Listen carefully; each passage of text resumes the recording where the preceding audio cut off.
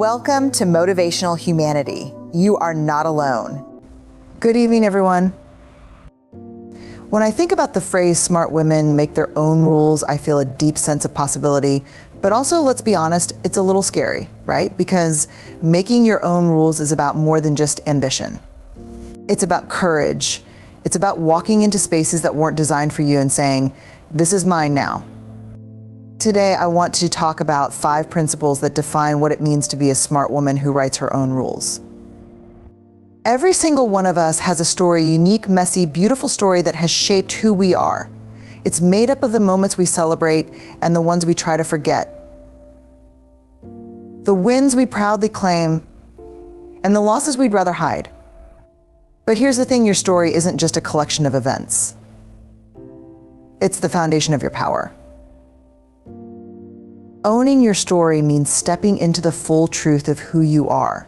It means acknowledging the challenges you face, the mistakes you've made, and the resilience you've built along the way.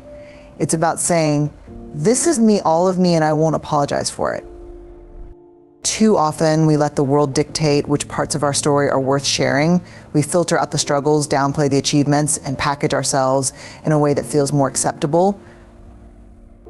But when we do that, we're not just editing our story, we're giving away our power. When we deny parts of who we are, we let others define us. Here's the truth: when you own your story, you take control of the narrative. You stop letting people tell you what your experiences mean.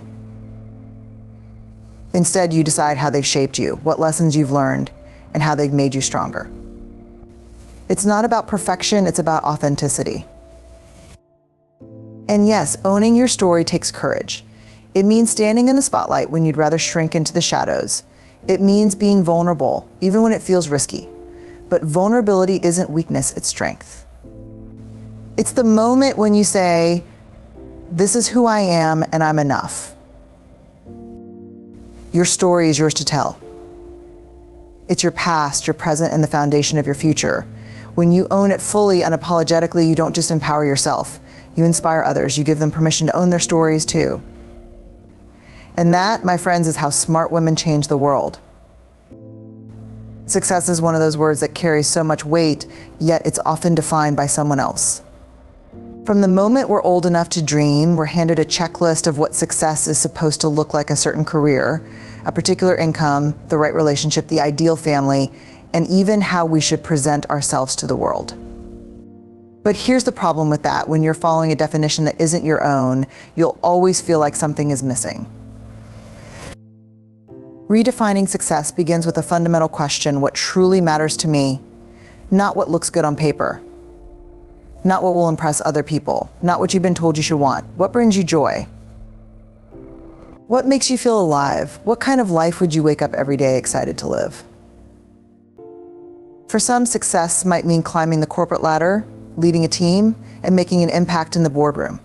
For others, it could mean starting a small business, creating something meaningful, or spending their days with family. And for some, it might be about balance, about finding time to pursue passions that don't fit into a traditional mold of achievement.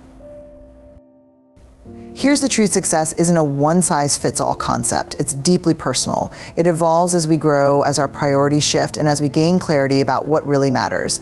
But redefining success requires unlearning. It means letting go of the pressure to check every societal box and embracing the freedom to create your own path. It also requires courage. There will be moments when people don't understand your choices, when they question why you didn't go the safe or expected route. But those opinions don't define you. What defines you is your commitment to living a life that feels true to who you are. When you redefine success on your terms, you stop living for approval and start living for fulfillment. You focus on what aligns with your values, your passions, and your purpose. And when that happens, something incredible shifts. Success stops being about external validation and starts being about inner peace. So take a moment, pause. Think about the version of success you've been chasing. Does it really belong to you, or is it time to let it go and create something that feels like home? The beauty of redefining success is that it's entirely up to you. You're the author of this story. Write the ending you want to live. Discomfort is not something most of us seek out. In fact, we spend a lot of our lives avoiding it. We stay in situations that don't serve us because they're familiar. We silence voices because speaking up feels risky. We hold on to routines, relationships, and beliefs not because they fulfill us, but because they feel safe. But here's the thing, growth doesn't happen in safety. It happens in discomfort. The truth is, when you decide to make your own rules, you're going to face resistance, not just from the world around you, but also from within yourself. Doubt will creep in. Fear will whisper, what if this doesn't work? What if I fail? What if people judge me? That discomfort, that tightness in your chest, that voice in your head, it's not a sign that you're doing something wrong. It's a sign that you're stepping into something bigger. Discomfort is the birthplace of transformation. Think about the times in your life when you've grown the most. Were those moments easy? Probably not.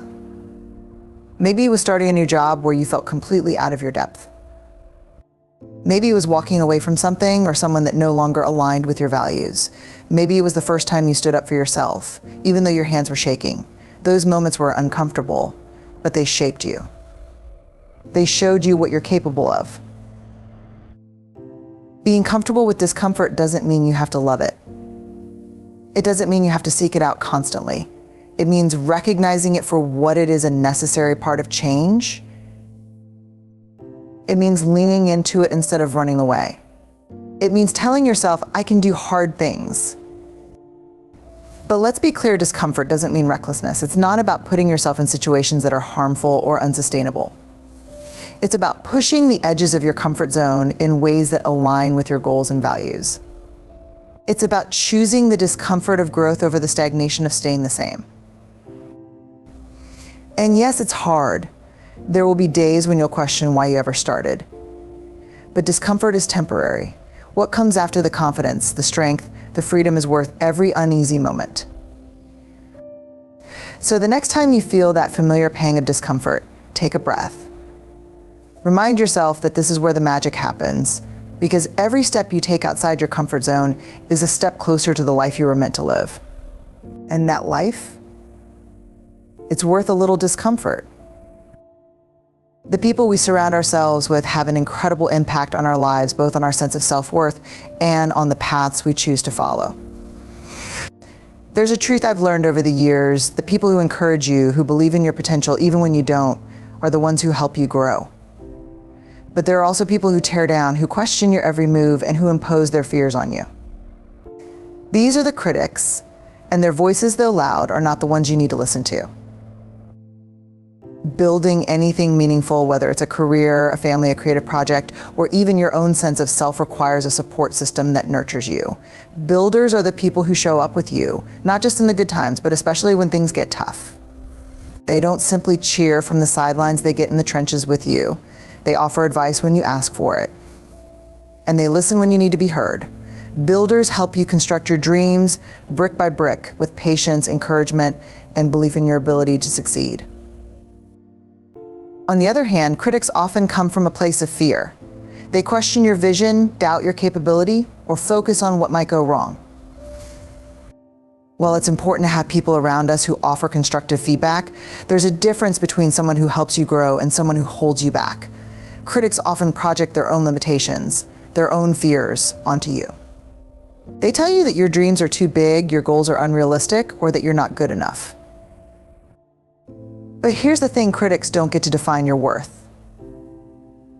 They don't know your heart, your drive, or your vision. When you let them influence you, you're giving away your power. You're allowing someone else to shape your narrative instead of taking ownership of it. Surrounding yourself with builders means seeking out people who lift you up, who remind you that you're capable of far more than you realize. It means curating relationships with people who celebrate your wins as much as they challenge you to become better. Builders believe that your success is their success, and they help you pave the way forward even when the path is unclear. But you don't just choose builders in your personal life. You also create a community of builders in your professional life, in your work environment, and in your creative circles. Seek mentors, peers, and collaborators who see your potential and who are committed to building something meaningful with you. It's about finding those who are in alignment with your values, who support your journey, and who encourage your growth. It's also about setting boundaries. Not every relationship needs to be a close one. Sometimes the people who criticize us are well-meaning, but they don't understand the full picture. They might not have the capacity to support you in the way you need, and that's okay. You're allowed to step back from relationships that drain you and focus your energy on those who lift you higher. In the end, the company you keep shapes the life you create.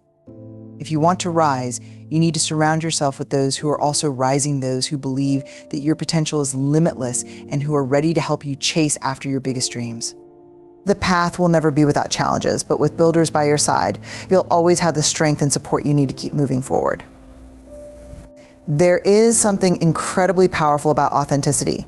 It's the ability to show up as your true self, without the masks, without the filters, without the need to conform to someone else's expectations. And yet, so many of us spend years, sometimes lifetimes, trying to be what we think the world wants us to be. We try to fit into boxes, play roles, and wear faces that we believe will make us more acceptable, more lovable, or more successful. But here's the paradox when we're not being true to ourselves. We're not living fully. We're just surviving. Leading with authenticity isn't about perfection, it's about honesty. It's about acknowledging that we are all human with strengths and flaws, successes and failures, joy and pain. It's about showing up in the world as the full, unfiltered version of who we are, knowing that we are enough exactly as we are. When you lead with authenticity, you stop seeking approval from others. Instead, you start to create from a place of truth, not from a place of fear or insecurity. You begin to make decisions that align with your core values and what feels right for you, not based on what others think you should do. Authenticity allows you to say no to things that don't serve you and yes to the things that light you up. It allows you to pursue your dreams with conviction, even when they seem unconventional or risky. But authenticity also means vulnerability. It means being willing to expose your true self, even the messy, imperfect parts. It's about letting go of the need to control how others perceive you, and instead embracing the freedom that comes from simply being yourself. It's saying, I am not perfect, and that's okay. It's showing up when you're scared, sharing your struggles without shame, and allowing yourself to be seen in your fullness, not just in your polished moments. Leading with authenticity also means being unapologetically you, no matter how different that may be from what others expect or want. You may face judgment, criticism, or even rejection, but the alternative, living a life that isn't truly yours, is far worse. The people who will resonate with your authentic self are the ones who matter, the ones who will see you, not for who they want you to be, but for who you truly are.